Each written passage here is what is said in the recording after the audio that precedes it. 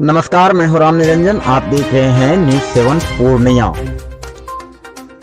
वित्त मंत्री निर्मला सीतारमण ने मंगलवार को बजट 2022-23 किया पेश। साल 2022 में 80 लाख नए घर बनाए जाएंगे।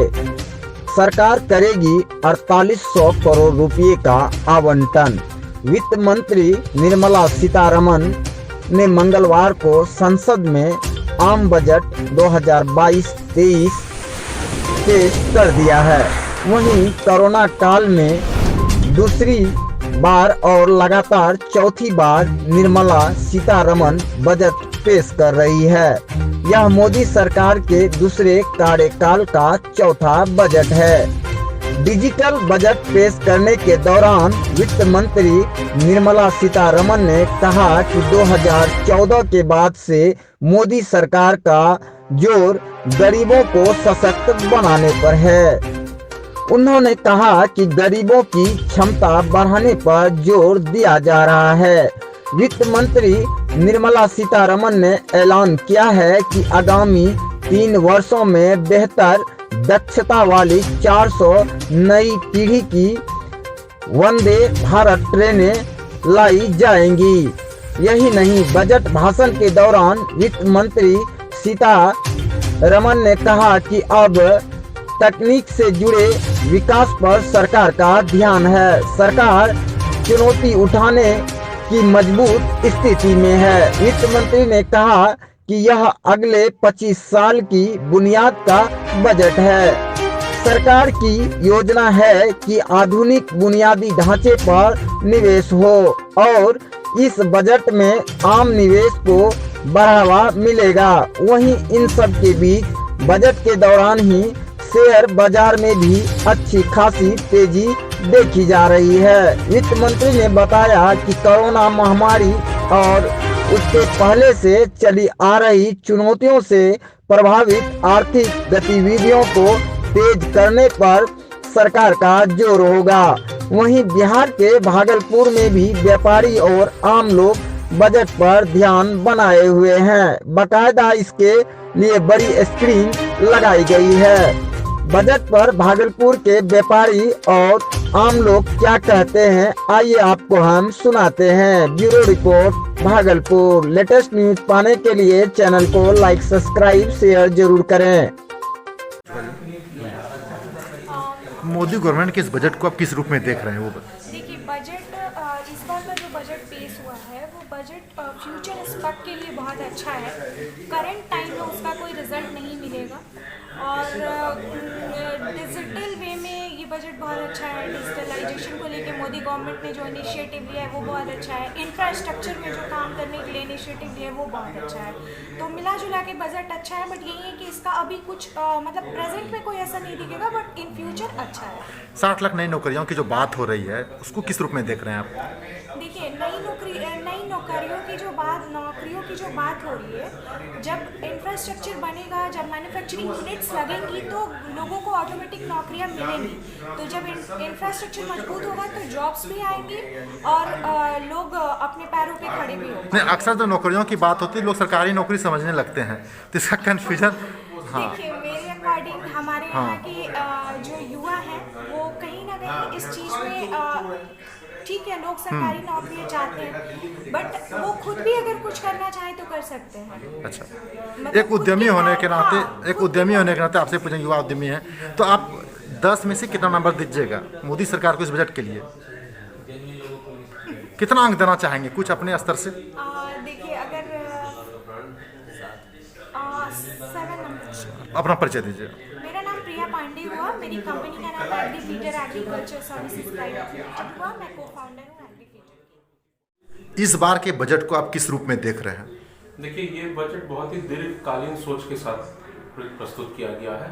एक स्ट्रक्चरल रिफॉर्म की कोशिश वित्त मंत्री ने की है और बहुत सारी ऐसी चीज़ों को उन्होंने जैसे गति शक्ति के मार्ग से या टाउन प्लानिंग के हिसाब से बात करके, टायर 2 और 3 सिटीज़ की बात करके, एक किसानों को पीपीपी मॉडल से मॉडर्नाइज करने के प्रयास से इन्होंने कोशिश की है कि एक बहुत लंबे, अब जैसा उन्होंने शुरू में ही कहा था कि ये आज़ादी के 100 सालों के लिए, ये अगले 25 साल के लिए रोड मैप बना रही हैं। 60 लाख नई नौकरी की बात हो रही है, 80 लाख नए घरों की बात हो रही है, तो इसको आप किस रूप में देख रहे हैं, नौकरी को किस रूप में देख रहे हैं? देखिए, यही तो वो बुनियादी चीजें हैं ना जिससे कि इकोनॉमी में ग्रोथ आएगा, आज रोजगार के अवसर पैदा होंगे, सबको हाउसिंग दिया जा रहा है, तो उससे कहीं ना कहीं जीवन स्तर में बदलाव आएगा और उसी से देश की इकोनॉमी में ग्रोथ भी आएगा।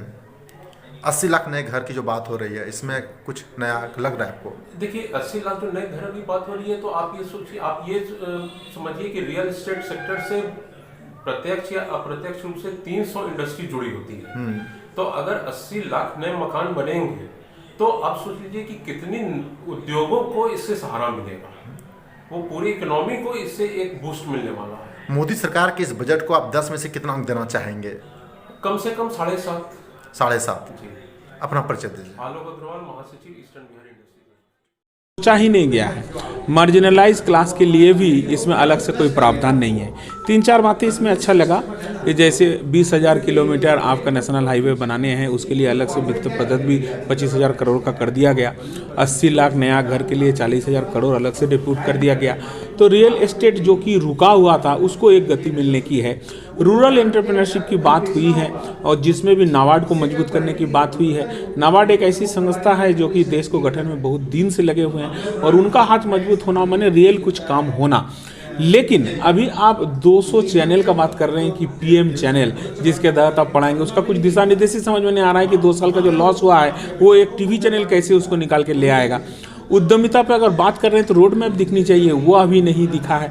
पिछला बजट का जो 5 आपका वर्टिकल्स था, वो एक भी वर्टिकल्स की चर्चा तक नहीं है इस बजट में।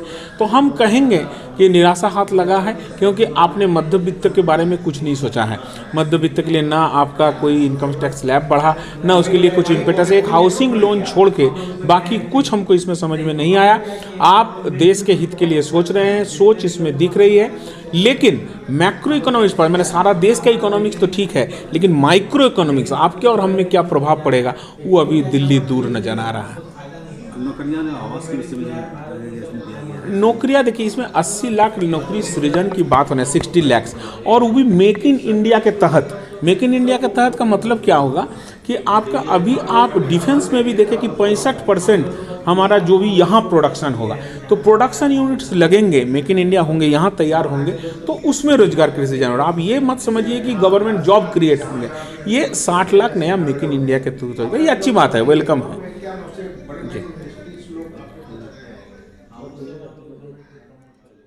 बजट है जिसको हम बोलेंगे कि सामाजिक न्याय को एड्रेस नहीं किया गया है। महिला और बुजुर्ग स्पेसिफिक कुछ भी नहीं है। सामाजिक न्याय में हम लोग उसको लेते हैं। जहां तक 60 लाख नया रोजगार की बात है, तो आप जरा सा उसमें देखें कि मेक इन इंडिया के तहत रोजगार है, माने वो प्राइवेट रोजगार सृजन की बात हो रहे हैं, लेकिन अब रोड मैप ऐसा तैयारी नहीं कर रहे हैं कि नया चीज उसमें आए। लेकिन सबसे बढ़िया बात जो हमको इसमें लगा कि इंफ्रास्ट्रक्चर की बात हुई है। 20,000 किलोमीटर नेशनल हाईवे और 25,000 करोड़ रुपए उसके लिए अलग से दे देना, ये एक बहुत स्वागत योग्य कदम है। साथ साथ आपने ग्रामीण एंटरप्रेन्योरशिप की बात की है, आपने नाबार्ड को मजबूत करने की बात की है, और उसमें आप एफपीओ और ग्रामीण स्टार्टअप, कृषि आधारित स्टार्टअप, ये एक बढ़िया कदम हमको समझ में आ रहा है। 200 इलेक्ट्रॉनिक चैनल आएंगे जो कि पीएम विद्या चैनल कहलाएंगे, वहां से पढ़ाई होंगे। ये एक फोरसाइटनेस हमको झलका। आपका इनकम टैक्स स्लैब में कोई चेंजेस अपने नहीं लाया है, तो मध्यवित्त जो बैठा हुआ रहा उसको कुछ नहीं मिला। आप 25 साल आगे को देख के इंफ्रास्ट्रक्चर डेवलपमेंट का बात करते हैं, लेकिन इस साल का आपका वित्तीय घाटा 6.9% है। आप 2025 तक जाने का टारगेट ही रख रहे हैं कि 4% वित्तीय घाटा पे हम जाएंगे।